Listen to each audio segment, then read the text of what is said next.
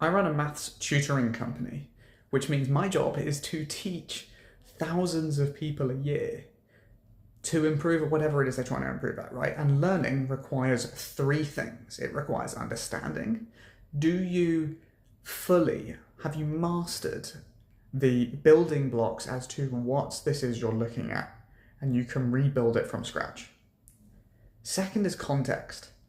Do you have other bits of information that you can attach this stuff to? So think transferable skills. Like if Federer or Nadal decided to play paddle or pickleball, I bet they'd smack your ass.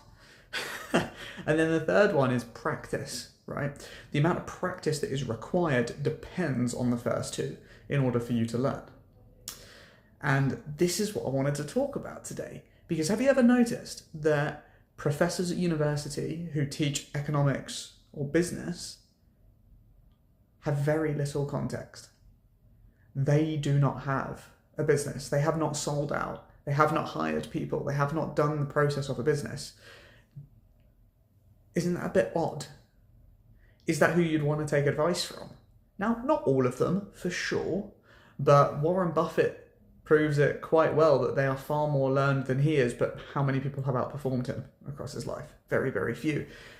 And this is the thing, if you want to get better at something, do it. Stop talking about it and actually do it, because you are missing the context of what's actually important, right? As an example, if you know about HR, but you've never hired someone, you do not understand through first-hand experience how important it is to vet candidates, to train them properly, to have SOPs, to have your documentation in place, because you're not liable for the money that they are being paid if you do it wrong, right? And what really noticed or brought this to my attention today was playing paddle. So Millie had her first game of paddle today, and her improvement was drastic because she was actually competing and it mattered, right? We added a little bit of stakes to it by making it a competitive game, and her rate of improvement was so high because now she actually had match context from which to apply her training to improve. And so if you want to learn a new skill, skip into the first 20 hours as quickly as you can.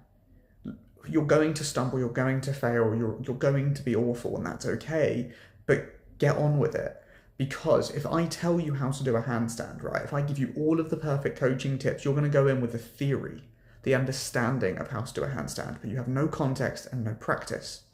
And so what you're going to realize is when you go upside down, you didn't realize what parts of the information were important for you. So there's a couple of key things that people will often do, beginners will often do, because that's what's natural. Like when you go upside down, all of a sudden everything feels backwards.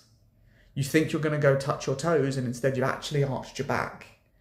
And it feels really alienated. Like it's when you're looking in a mirror and you're trying to move and you move in the mirror and you move the wrong way, right? It's about that context. And so the faster you can get that context, the faster you can learn new skills. All right.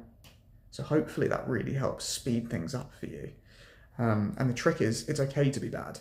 You will fail at the start. You have to fail.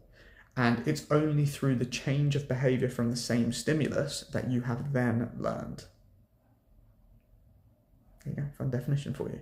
But I hope this helps. Get out there, do stuff. Stop talking about it, just do it. Peace.